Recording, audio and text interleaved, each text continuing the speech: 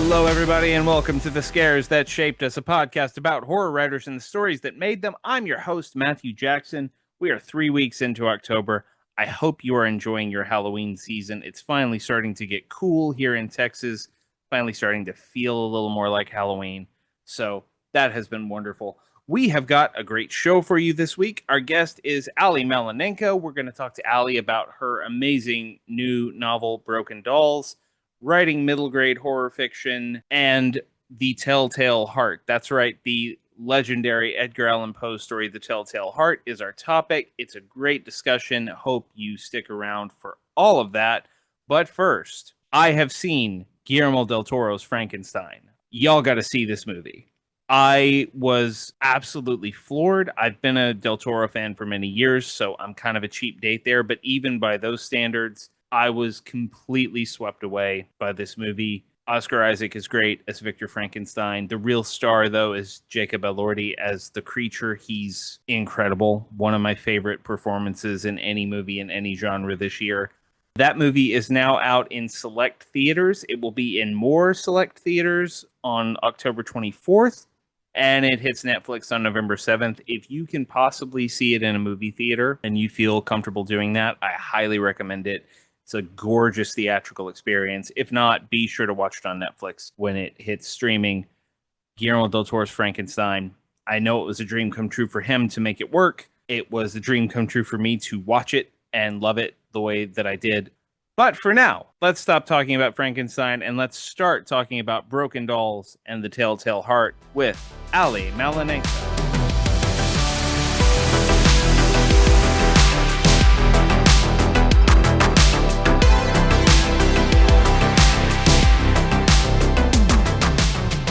This week on The Scares That Shaped Us is a Bram Stoker nominated author and poet. You will know her from books like This Appearing House, Ghost Girl, The Other March Sisters, and her latest novel, Broken Dolls, which is available right now everywhere you get your books. Allie Malinenko, welcome to the show. Thank you for having me. This is so exciting. Did I get your last name right? 100%, and no one ever does, and you should be very proud of yourself. Oh man, that's great. I should have asked before we started recording, but I took a shot. You're great. You did it perfectly. Nailed it, everybody. You know what? Everyone always tries to say like Malenko, and I'm like, just say all the syllables. Malinenko. It's all of them. Just say all. Yeah. But you did. You did great. Awesome. So, like I just said, Broken Dolls is your latest novel. It is it middle grade? Are we calling it middle grade? It is middle grade, yeah. For the purposes of shelving. Yeah. Yes, okay. yes, for the shelving. So your latest novel, middle grade novel, it's fantastic. And y'all don't have to take my word for that because Stephen King blurbed this thing. But for anyone who still doesn't know, hasn't heard about this book, could you give our listeners a little taste of what Broken Dolls is? Sure. So Broken Dolls is, like you said, it's a middle grade novel. It is the story of a girl named Kay, whose grandfather, who she loved very much, recently passed away. And she's really struggling with her grief. And she's also struggling with some selective mutism. She has trouble talking about things. And she also has arithmomania, which is the compulsive need to count things. So she and her mother and her little sister Holly go upstate. They live in Brooklyn. They go upstate to the summer house that her grandfather owned, which is being renovated by her uncle Stan. And they stay there to work on the renovations that are being done in the house. And while they're there, Holly, Kay's little sister, starts finding some dolls, some that are buried, some that are walled off in the wall. And the dolls start to come to life. And they have one very distinct purpose, which is to turn Holly into a doll. And the story is about Kay trying to save her little sister and accept that death is going to happen and that is okay, basically. Yes, grief is very much it's a very accessible for younger readers sort of grief horror.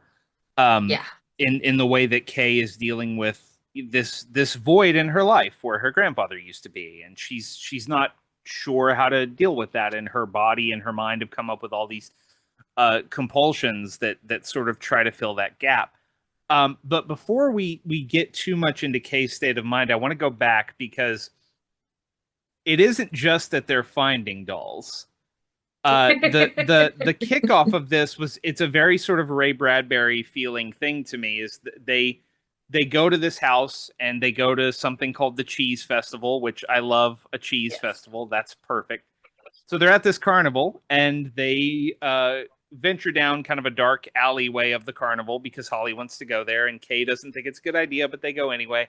And they meet this man in a cape and top hat who calls himself the Poppet Maker and plays a little game, plays a little carnival huckster game with them, and then tells Holly that she's won a prize and gives her a doll that looks just like her. Um, I love the Puppet Maker. I was immediately like, oh, I am in. Let's go with this guy. Um, what was kind of the inciting thing for you in digging into this? Was it more about Kay or was it well, I guess let's just simplify this, and I want to ask you where the Puppet Maker came from because I just love that idea for a villain so much. Well, I mean, it was mostly I wanted to make sure, that Holly received a doll that looked just like her because that is her first connection. Um, and the Puppet Maker, so the Cheese Festival is a real thing. I grew up in a small town in the Hudson Valley in New York, called Monroe, New York, and it is the original home of Velveeta cheese. And sometime, I think I was in like sixth or seventh grade, they started having a cheese festival every year. Oh, and there'd be like small rides, like nothing huge, and a lot of those kinds of like games where you throw the ball into the poor goldfish's bowl and things like that. And it left kind of an impact on me because the carnival was always a little bit weird, when I went as a kid, but like a little bit fun too, but also like, who were these people? And they all like picked up and moved on the next day. And, like never saw, it wasn't like the people that worked at the cheese festival were people you saw at the grocery store. Like they just came into town, did this carnival, and then like took off for somewhere else. And I was like, it just always stuck with me. So I definitely wanted to find a way to write a story about that. And the Puppet Maker, I'm so glad that you like him. He is a work of pure and complete fiction. I needed some way to get the doll into Holly's hands. And I was like, well, let's just have one of these creepy carnival guys. And that's him. It is so like I grew up in a very small town in Central Texas, and one of my first experiences with like honest to God, I have to leave this place fear happened when a circus came to town and we had it was a very very small town. Circuses were not things that came to our town, but this one time this small offshoot of Ringling Brothers or something brought their gear into town and they set up on one of the vacant lots and they had a circus and I was so excited and I said, Dad, I want to go to this circus. And my dad, and it was like a thing where you could get discount tickets through our school or whatever. So dad Right, took me right. and we're in this tiny little excuse for a circus tent that really doesn't look, it looked nothing like didn't look like Dumbo. It looked very sort of, it was my first experience with like that shitty kind of uh oh, it's a carnival, kids, don't look too closely at the way these machines are put together. And Right. they had pyrotechnics and they would do these little explosions that kept going off at seemingly random intervals while they're doing the animals and the juggling and all the other stuff that they're doing. And these things were freaking me out, this pyro that kept popping, and I was like, Dad, we have to go. I can't sit here anymore. And my dad was the kind of guy who like we left, but he was very grumpy that he took time out of his evening to take me to a thing that in the end I didn't really want to go to. So I love that aspect of it. But circling back to Kay, we see all of this through Kay's eyes. Kay is a very fully formed young sixth grader who, like you said, has developed these issues in the wake of her grandfather's death. Where does Kay come from for you? Um, so that's a really good question. I mean, I think Kay is definitely a lot of Kay is Little Allie, I think for sure. Um, like I also have arithmomania. I do have a compulsion to count things. And I wanted to talk about that. And it's been kind of interesting because I've had some readers reach out and be like, I've never seen like my disability like in a book before. Like no one ever talks about it. And I was like, well, that's great. I'm glad that that was something that you connected with. But yeah, I mean, all I feel like all of the characters that I write are kind of just slightly tweaked versions of me, which, I think that's probably true for a lot of writers because it's your subconscious that you're dealing with. Um, yeah, yeah. It was very nice for me. The selective mutism thing was also something that I really latched onto. The arithmomania, like I'm a writer. I'm distrustful of numbers, so I don't have that. But the selective mutism I absolutely got as someone with an anxiety disorder who has occasionally been rendered not just mute but sort of frozen by some anxious thing in the world, and Kay goes through that, and we get to follow her in these moments where she feels like she can talk and she feels like she can't.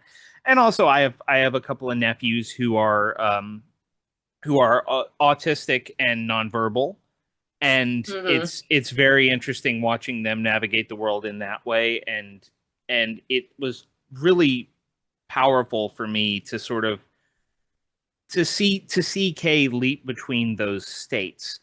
And that sort of leads me the interiority of her and the way that her reactions to all of these things play out.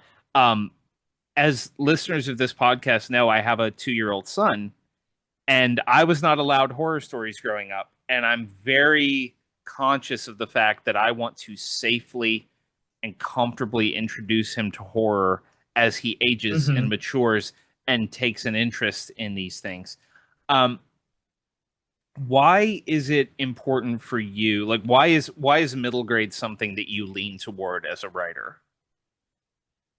So I initially when I started writing, I started out writing poetry. I wrote poetry for a very long time. And when I finally switched to writing prose, I I tried a YA book. It was I spent close to a decade working on this book, and it got me an agent, and I was so excited. And then it was rejected by the entirety of publishing. Like every imprint you can think of said no, thank you. And I was crushed, to be quite honest. I was like, I'm not cut out for this. I don't have what it takes.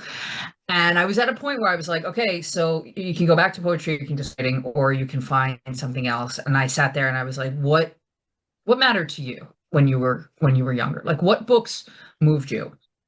And it was absolutely middle grade horror books. And that is the thing. And it felt almost like a homecoming, when I first started working on it, and I went and I did my homework. I did my homework because I'm elderly. So I'm like, okay, what's being published now is not what you read growing up. Right. Um, what did we have? I had scary stories to tell in the dark, and then I was reading Stephen King at too young of an age, basically is what happened. Which I stole off my sister's bookshelf because if my mother caught me reading one of those, she would have lost her mind. Um, so I went and I did my homework, and I read, Catherine Arden's Small Spaces, which completely blew me away.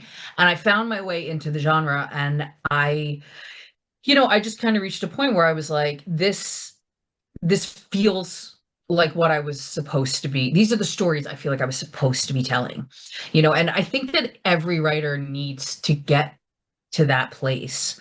And it's really hard too, because like I'm on social media, and I see a lot of authors that are querying, and there's so much discussion about like what are the trends and what's popular. And it's like I always have these moments where I'm like, you can't do it that way. And it may not happen for you, but you can't write for what you think is going to be popular right now, because books take so long that like 2 years down the road when it's finally published, or longer, that's not going to be what's popular now anyway. So like you have to tell the story that matters the most to you, and like I I really wanted to talk about the selective mutism, because it is something that I struggle with, especially when I'm upset. And I don't find dolls scary, but I know other people do, so I thought it would be a fun thing to write about. And I knew I wanted to write about grief. My father passed away in 2001, and 3 years later, I was like, okay, I'm ready to start talking about this. I'm ready to write a story where I delve into what it feels like to lose someone and to understand how to navigate that world without that person that meant so much to you. And then halfway through, I can't remember if it was writing or editing. I think it was writing. My mother unexpectedly passed away. So I was completely floored. And it was the first time I ever had to write my editor and be like, I'm not making deadline. Like, I can't do this right now. And she was wonderful about it and was like, don't worry about it. We've got plenty of time built in. Take your time, do what you need to do. But it was interesting to start a story about grief when I was ready to talk about grief versus then working on a story while I was actively grieving. And I think that really, I hope in a good way, contributed to Kay's authenticity, because this is the rawest I've ever been. And Kay is the rawest character I think I will ever write, because it was literally like just my heart split open.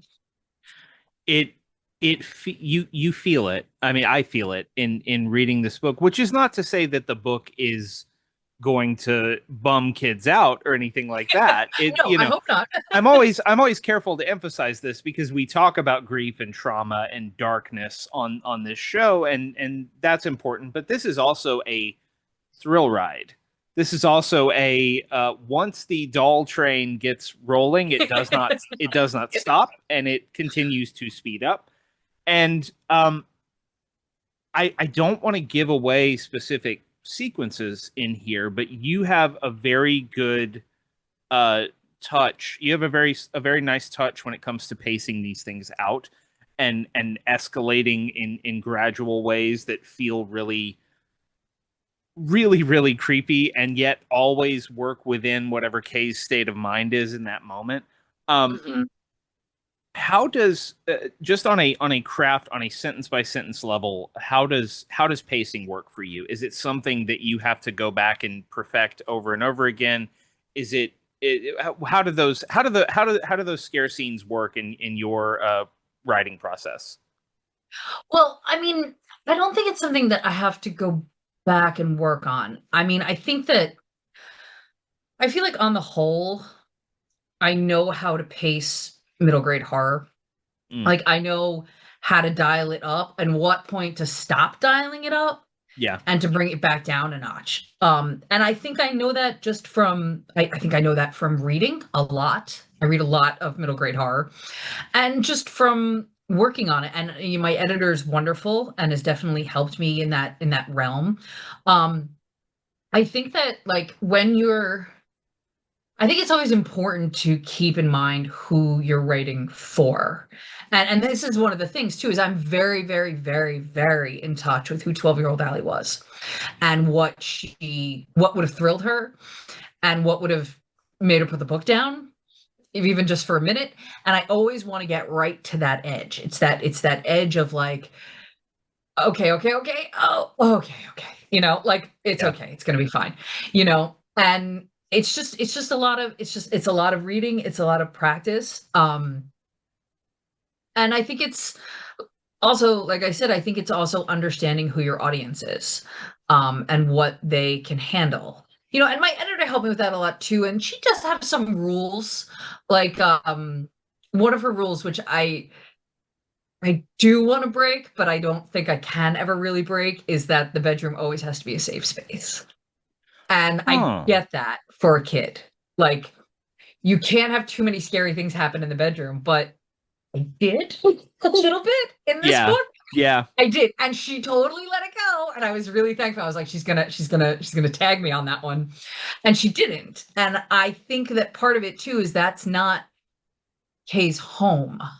Yes. Like, that's a place she's staying for the summer. That isn't her bedroom for real. So I think that's why she let it slide, but I never asked her because I didn't want to remind her Mhm. that was one of her rules.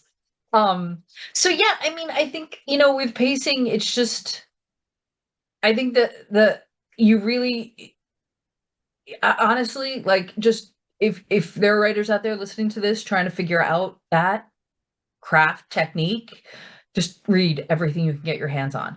And I often tell people, like, read it twice, read it 3 times, read it once to enjoy it, read it the second time to ask questions, read it the third time to answer those questions. So, like, how did they do this? How did they make me feel this way? Mhm. And that's how you learn. Like, it's the best way to learn. I've taught writing classes. I don't know if they were very good. I don't know if writing can be taught. But if there's any way to learn how to write, I think it's truly from reading. And that is where I've learned pacing, which can be a challenge. But for me, it's always a matter of, like, at what point is little Allie going to close the book and say no more? And I take it right up to that edge. And then I make it want so that they want to turn the page and find out what happens next. So we've been talking about 12-year-old readers here, and I think that's a good transition point into the story that you brought for us, because it is, if you went through the American public school system, you've read this story. Like, if there is one horror story that you have read, it is this story, because you read it when you're 12, you read it when you're 15, you read it when you're 17.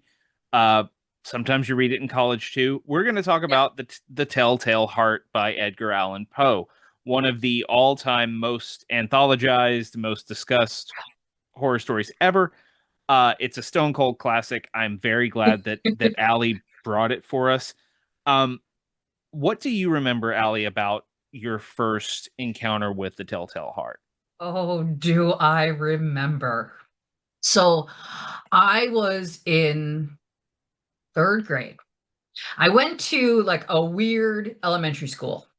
It was kind of like a hippie elementary school. And, like, the classrooms had no walls. So it was just cabinets that, like, marcated where the walls were. So if you went up to sharpen your pencil, you could see into the other classroom. Mhm. And in the center of the building was what was called the pit. And the pit was like an auditorium space, but instead of seats, it was just like these levels that went down into, like, a circle, like a pit. So you just sat around, and they brought us, the entire third grade class, also possibly the fourth grade class, because I remember there being a lot of kids in there, into the pit one day. There was no understanding of why this was happening, but it was like, everybody, we're going to the pit, and everybody got up out of their seats and they went into the pit. We sat down on, like, because there's no seats, you just sit on, like, the carpet of the little lip that you're on, and they turned off all the lights, and they played an audio of the Telltale Heart Mm. in the dark with no warning beforehand. So they were hippies, but they were also very mean. No warning beforehand of what they were doing. And I listened to this recording, and I still can feel the way I felt sitting there listening to the audio. And I've never been able to find the actual audio. I've listened to so many audios. I've been, like, digging through YouTube to try. And I'm like, that's not the voice. That's not the voice. Whoever did this was the scariest individual I've ever known in my life. And they just read the tale of the Telltale Heart. And then they turned the lights on, and they were like, back to class. And we never talked about it again. And I was like, what just happened?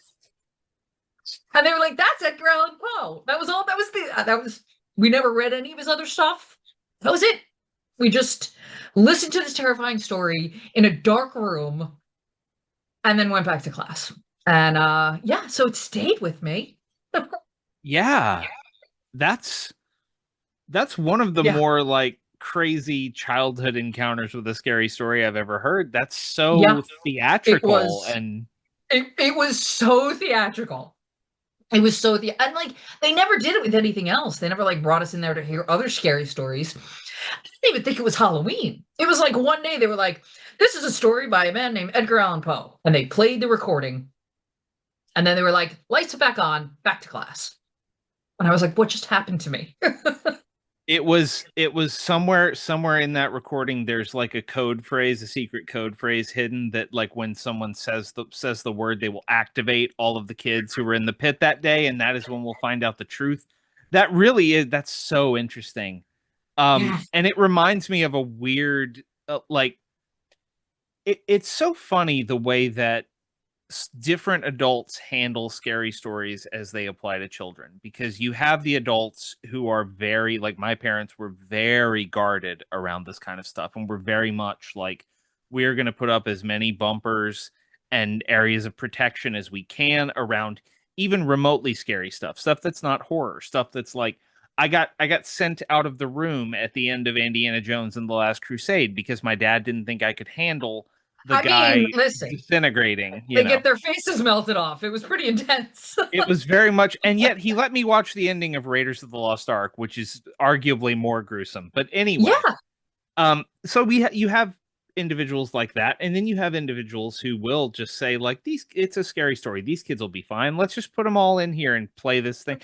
I remember, and this is so funny because to this day I do not know. Like I'm putting this call out now. Like if anyone knows what I'm talking about, scares that shaped us podcast at gmail.com, or find me on Blue Sky, tell me, because I remember being in first grade and it was Halloween. I think it was actually Halloween day, and we were in class, and we had just carved a jack-o'-lantern. Like our teacher showed us how to carve a jack-o'-lantern. Like she handled the knife, but we were all kind of there for it.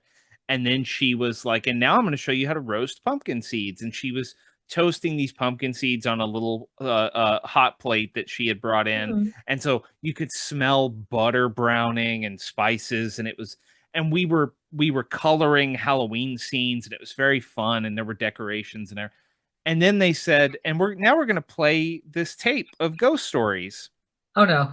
And they did not explain what the tape was, who wrote these stories, or anything like that. They just hit play.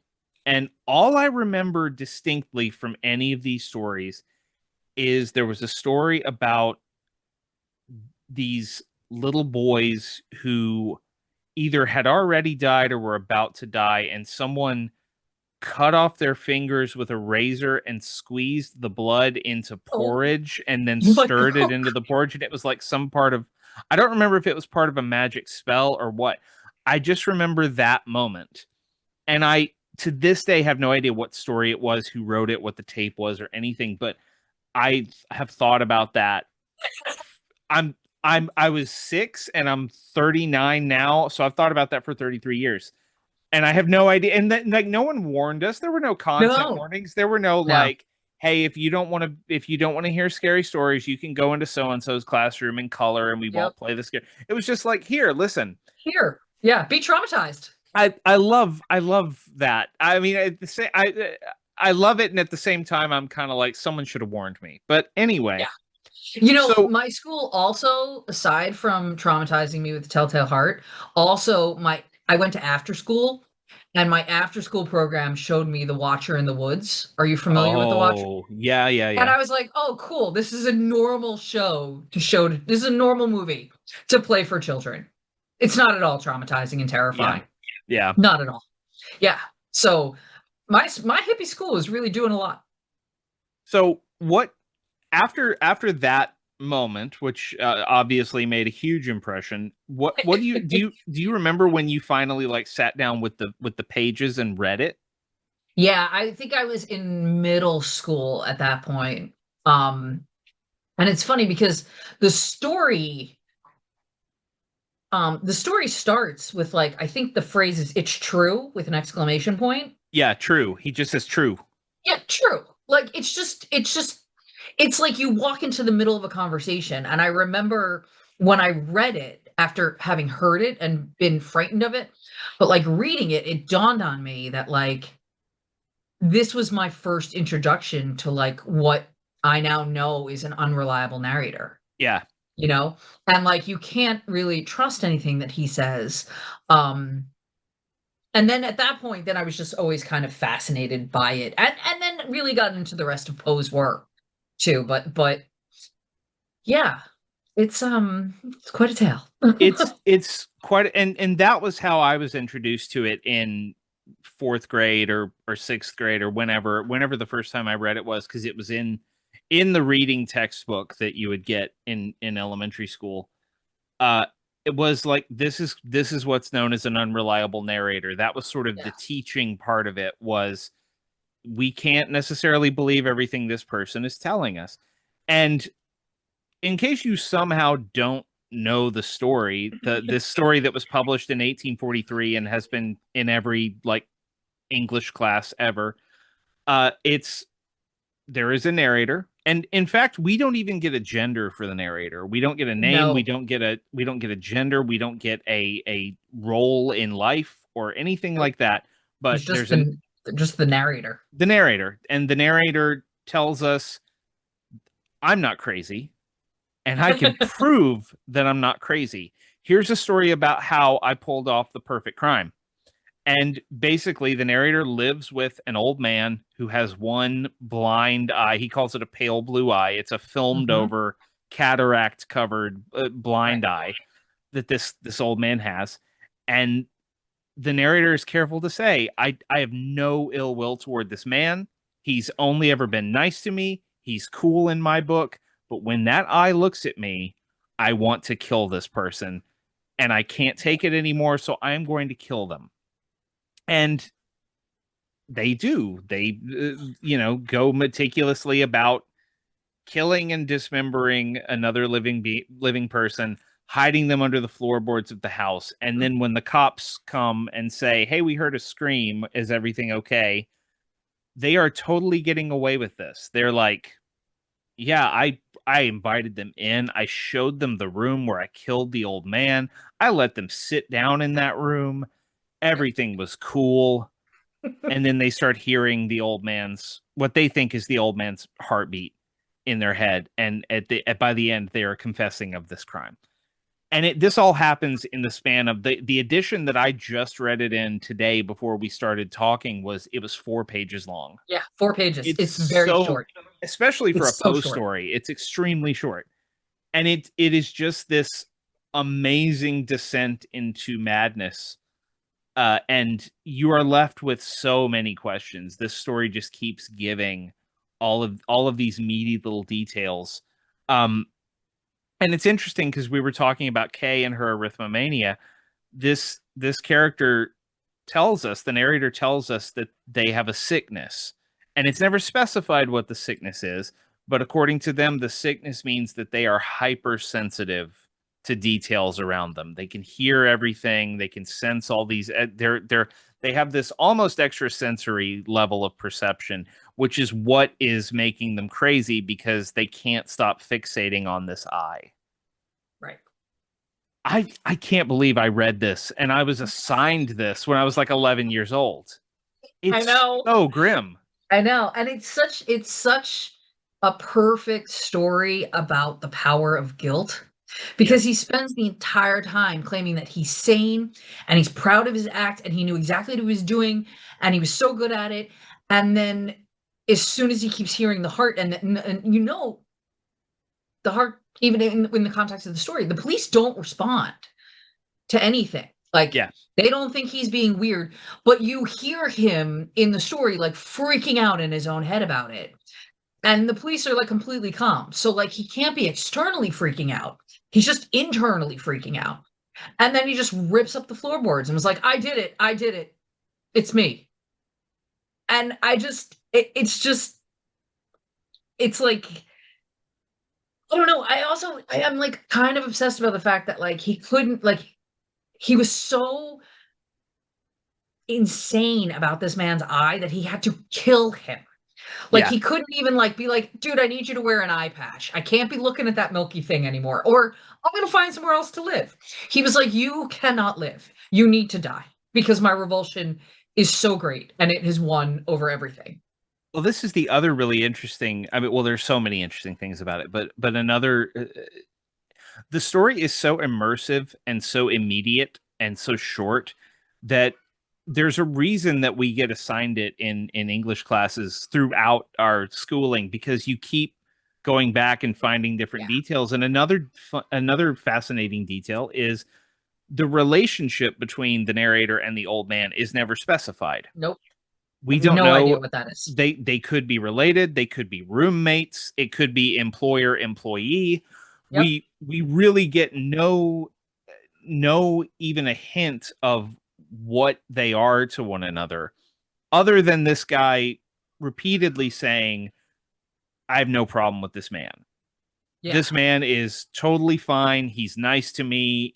I don't want his money. I don't I have no dislike of him personally. This is not a crime of passion. This is But I still have to kill but him. I have to kill him.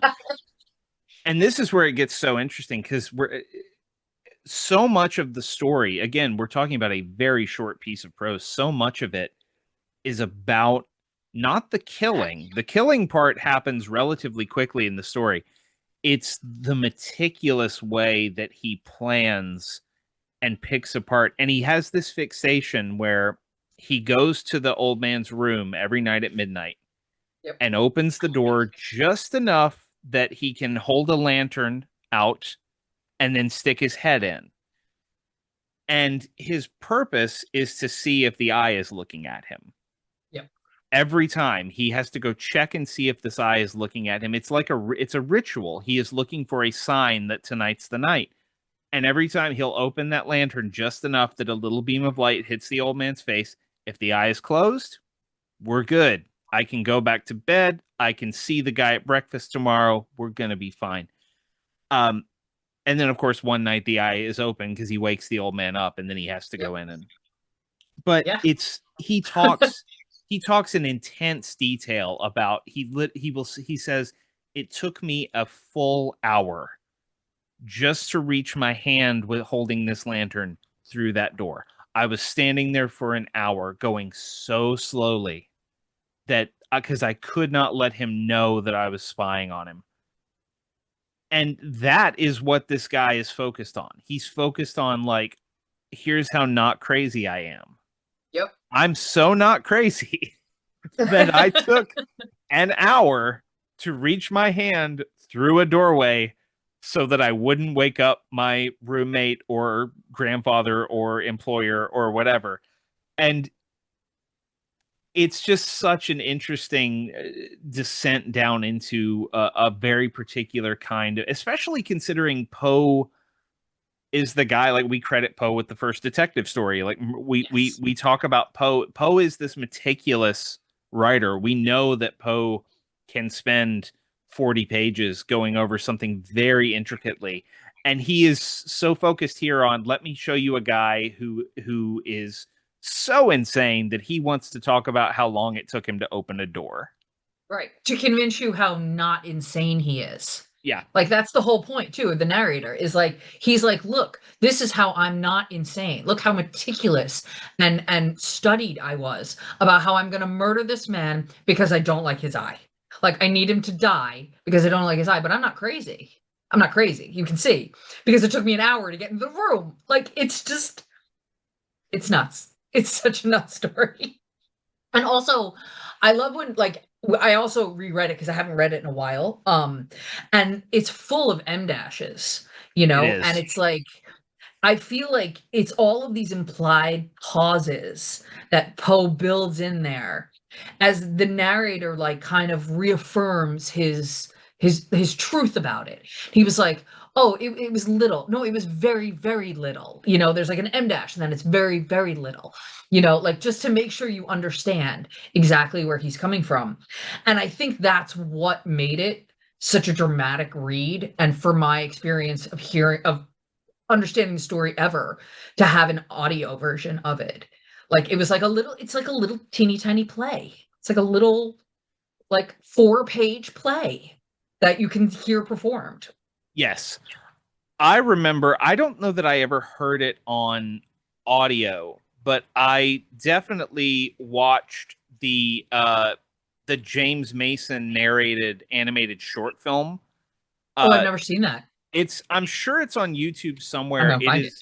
It is James Mason narrates it. It was directed by a guy named Ted Parmalee. It's very, very creepy and evocative. It was made in the 50s and is definitely something that I saw like multiple times along the course of my high school career. And James Mason does a wonderful job with it. You mentioned the M dashes, and this is where we can get really, really nerdy because it's been going around for a while now that like people are starting to look for signs that generative AI wrote something that like a LLM Yes. wrote. And people say, well, using M dashes is a sign that AI wrote it. And I'm like, no, it's not. And it can't be because you're not taking my M dashes from me. Oh, Um, 100%. yeah, no, I still every fiction, nonfiction, whatever, there are M dashes all through my stuff. I got that from reading Stephen King. He likes his M Oh, dashes. he loves that in parentheses. He loves a good parenthesis. He loves M dashes, parentheses, and italicizing words for emphasis. These are Yep. all things that I do because Stephen King did them. Yep. And I wonder like how much of that goes back to Poe, because King has always been careful to sort of put himself on that continuum of horror and saying like, none of this began with me. This goes back to Richard Matheson, which goes Hmm. back to Robert Bloch, which goes back to H.P. Lovecraft, which goes back to Right. Poe, and so on. And I love that you pointed out the M dashes because it does give you this sense of a guy almost talking to a mirror. Like Yes. Well, he is it's and that trying to too. get the story Who is he perfect. talking to? Yeah. Like you never know who he's talking to. I've always imagined that he was talking to like someone that was like investigating what happened, and Yeah, he's telling the at the story. jailhouse or something. Yeah, Yeah. exactly. That is the way I've always thought of it. But you don't actually know who he's talking to, and the fact that it starts out like almost like mid sentence, he's like, "It's true." I'm like, "What's true? What are you actually referring to?" And it just I think the thing with using M dashes, and they also, again, I agree, you will pry that out of my cold dead hands because I punctuation is such an important part of getting across like how a story should be read. Like we talked about parentheses, when I use parentheses, I literally consider it like I'm giving you an aside. It's some information you need to know, but it's not the directly in the story embedded. It's a Yeah. little private conversation you and I are having. And M dashes I've always interpreted as like it's the moment. I feel like it makes characters feel real because it's always a pause. It's like a small break. It's a chance for them to like reevaluate what they're saying. Like whenever there's an M dash in the text, I'm like, oh, we're rethinking this. And that Mm-hmm. always makes it feel more alive to me. Like the story comes to life and way less technical. So yeah, that's that whole AI garbage. Get out of here with that. Yes, get out of here with that for sure, forever.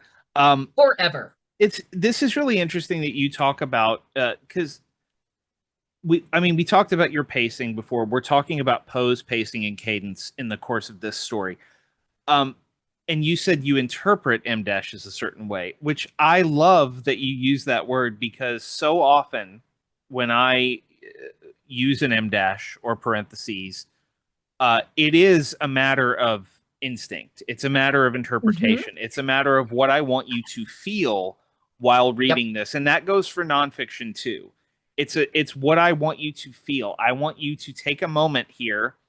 I'm refining this thought. I'm reminding you of something I said before, or I'm reminding you of something that's sort of happening parallel to this. It's a juxtaposition. It's something, but I had to pause in my thinking to refine the thought. Right. It's And like a little moment where you're like, listen. yeah, And the reader's like, I'm listening. yes, It's that exactly. extra special listen. It's one of those things where like I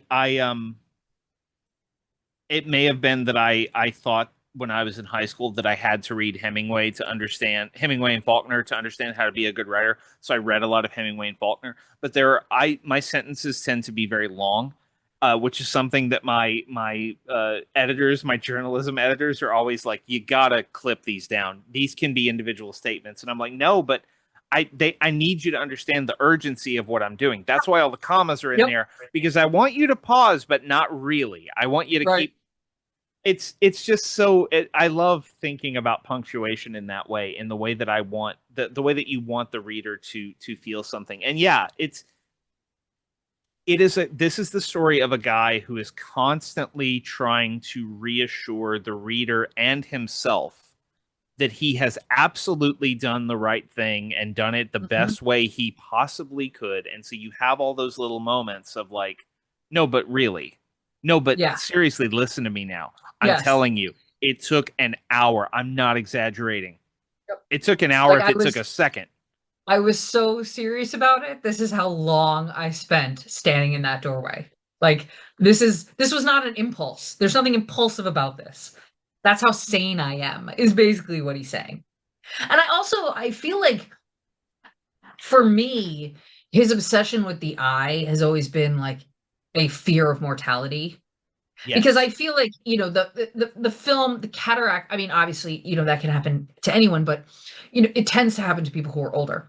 And I feel like it's something that he fixates upon because it's something he's afraid of. So he's like, well, I have to kill it and then it'll never happen to me, kind of a Yes. vibe.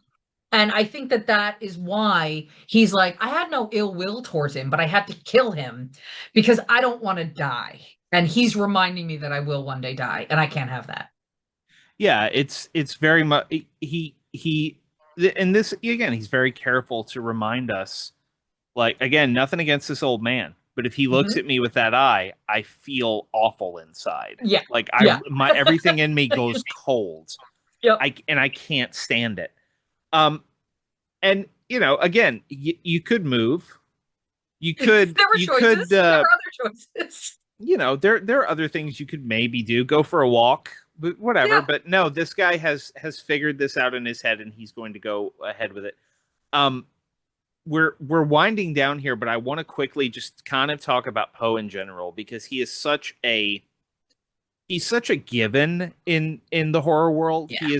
He is so stalwart, and he's always been there, and he's always hovering over all of American speculative literature. And I think that myself included, we kind of give him short shrift because of that, because we think of him as like, oh yeah, he's important because he's old. Um, but I want to ask you, and I especially want to ask you this as a poet, because obviously, the poetry is so crucial to Poe.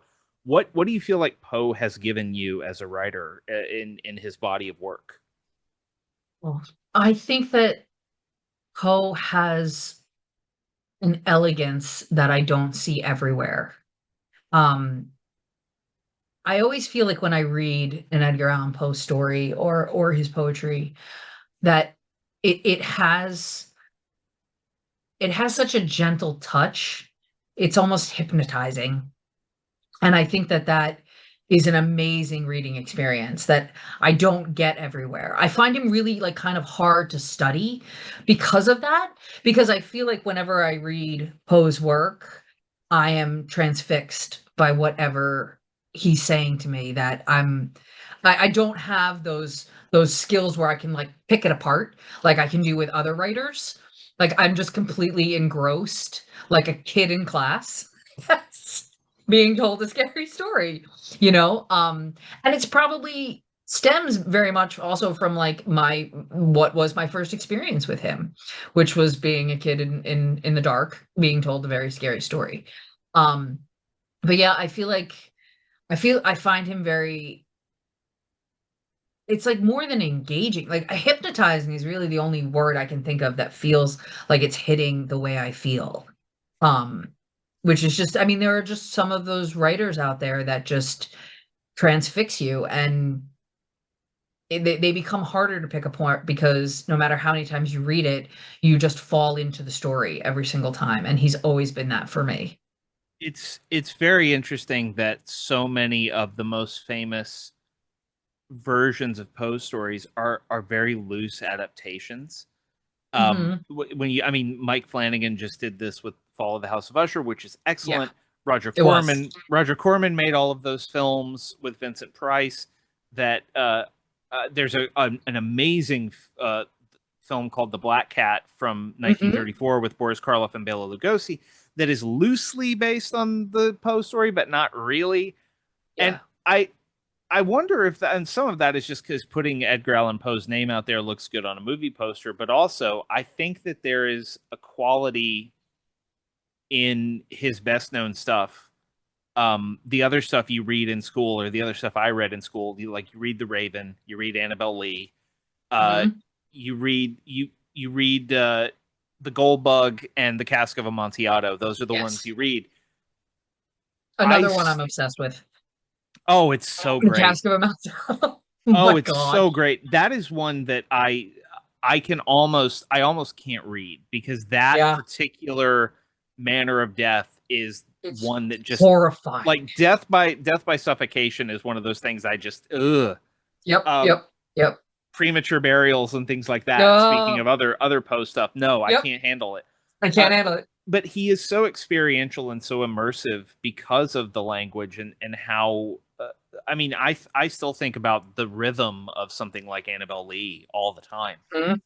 And you get that in the prose. And I think that part of the reason that we have all of these loose Poe adaptations and not so many true Poe adaptations is it's hard to find a way to replicate the literary experience that he's giving Yes. you in any kind of cinematic way because it is so built on language. Um, Yes. and yeah, it's amazing. Um, Before we go, this is a complete shift in gears, but I want to Okay. make sure to ask you about it because uh, I'm still obsessed with it. What was it like for you as the author of Broken Dolls to watch videos of Clay McLeod Chapman running around a bookstore in a doll costume? It wasn't even watching videos. I watched him do it in real life. Like Oh, that was the book. It was at the end of the book launch. So it was like, we're gonna make some videos. So I was literally just sitting there watching him run around. It was honestly incredible. Clay is a mind-blowing, phenomenal writer and truly one of the kindest, most generous people I've ever met in my life. Like when I asked him if he wanted, like, if he would be, interested in being part of my launch, he couldn't have been more on board from day one. yeah. He typed it, he bought that thing, and he like wrote me and he was like, listen, if you don't want to do anything like this, we don't have to. And I was like, Clay, I want you to do whatever makes you happy because you being a part of this means the world to me. He did a wonderful, wonderful job facilitating our conversation about Broken Dolls. Um, you know, uh, Everyone thinks no one's going to show up to their events. So, of course, I said no one's going to show up to the event. And so many people did. And I think a lot of it was because Clay was part of that event. I truly believe that. He just was incredible. And we had such a good talk. And one of the coolest things about it, though, I will say about the event, aside from Clay, is that the kid showed up. And That's great. usually that's just like adult things. And his mom, when they came up to sign the book, said to me, he's just so happy that someone's writing horror for him. And it Oh, took everything I had not to burst into tears at that point, because it had been a very emotional day anyway, with the book coming out and Clay doing everything that he did. And to look this kid in the eye, and I just said, that's all I want to do. All I want to do is write horror for you. oh, And it that's was the just, best. yeah, it was incredible. It was That's the incredible. So yeah. best. So when it was done, he filmed all of those insane videos. And like took all these pictures he made Nat Cassidy do all this stuff too. And Nat is Yep. also just a wonderful human being. I adore him. But yeah, it was I don't think I don't think anyone will ever have a better launch than I did because of Clay. Clay is I mean, like, he launched this podcast for us. He was our first guest. He has See? been back. He's He has always showing Yeah. up for people. And like I didn't know him, but like we knew each other from social media, but I didn't know him, but I knew that he was always very warm and gracious whenever I Yeah. like wrote about his stuff. So I just cold asked him, like, would you be willing to do this podcast? And he was like, absolutely, that's good. So he was our first guest. I have promised him he will be the last guest. I love And that. for anyone who is still wondering about Clay McLeod Chapman and all these videos you see of him doing things, like, that's not a thing that anyone has to like prompt him to do. He just does that. He just Like does it. He just does it. there's a video, like when he was here in Austin, he was premiering his movie The Restoration at Grayson Manor at Fantastic Fest in Austin. I live here, and I said we should just go hang out. We should just go do something. And he said, "Well, I've never been to Book People, our big independent bookstore here." And I said, "Well, yeah, let's go to Book People." So we went to Book People on a Sunday morning, relatively quiet. It was like right after they opened. There was almost no one there. And we're in the horror section and we're just talking about everybody's books. And I turned my back to look at something on another shelf. Michael Jackson's Thriller was playing. I turn around, next thing I know, Clay is dancing and filming himself dancing and gesturing madly at all the books in the horror section. And that video's on Blue Sky. You can go watch it. Yeah. Like I took video of it. It's on Blue Sky.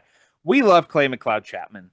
I love when he goes to the stores and he runs around and he's like, "Who's here? Who's here? Oh, Nat Cassidy's here, and so-and-so's here," and he runs through like all of the sections and like points out that your book is like out facing. It's just, I'm telling you, man, he's a champion. He's an absolute champion. He's the best. We call it Clayhem when Clay runs through store. Like that's my thing. And if Clay ever makes it a t-shirt with it, he has to give me a cut of that. I'm putting that on the record now. I'm stealing that. I will credit you, I promise. But Clay, I love Clayhem wreaking havoc through bookstores across America.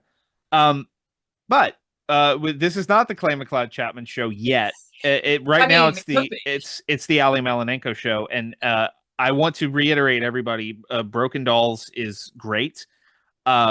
And I mean, hey, Stephen King, it's right on the cover. Stephen King said to get it, so you should get it. Read it with your kids. Read it to your kids. Let your kids read it. Talk about it. It's awesome middle grade horror. Ali, before we let you go, will you let everyone know what you have coming up, where they can find you online? Sure. So I'm on all the things, and it's just at Ali Malinenko. Across the board at Instagram, Blue Sky. I think I'm still on Twitter. I'm on all the threads. I'm on all the things.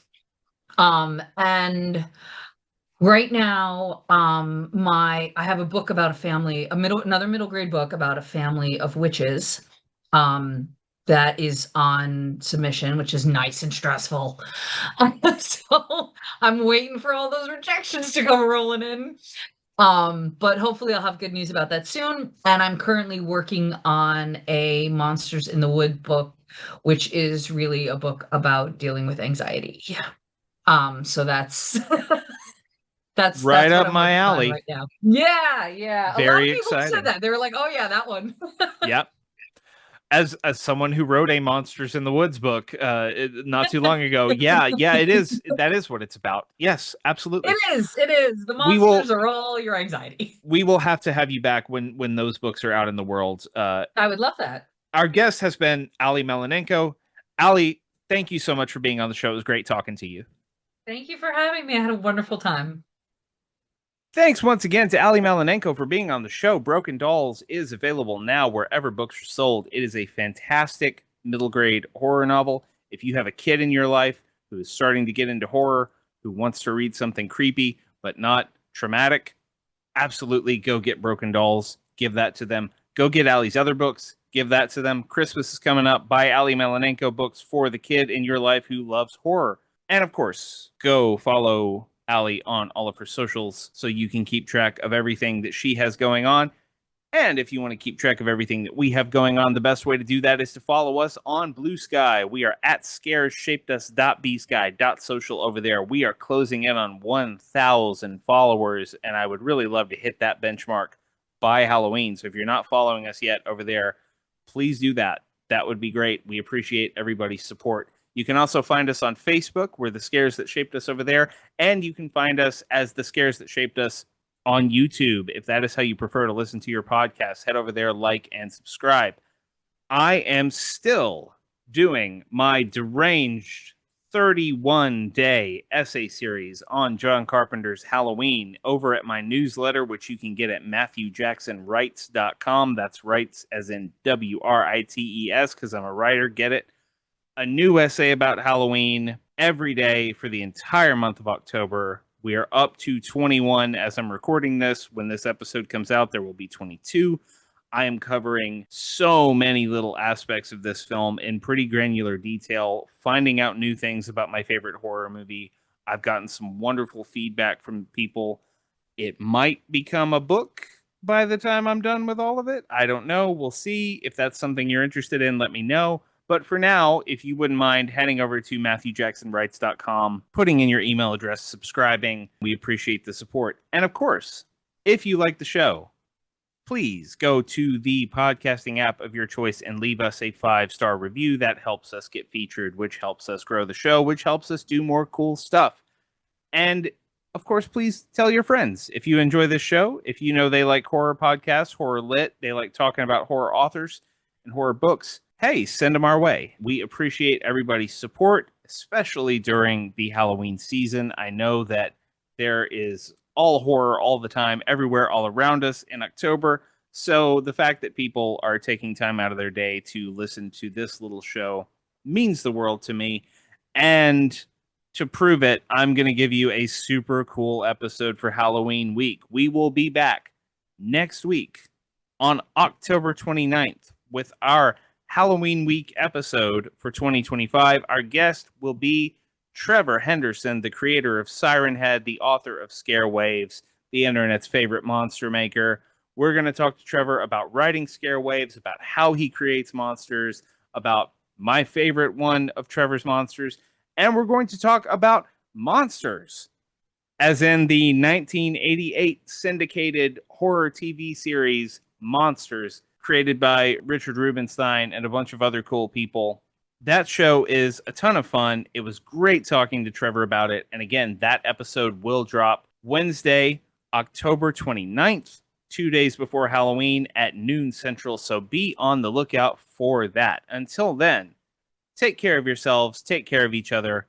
I'm Matthew Jackson, and this is The Scares That Shaped Us.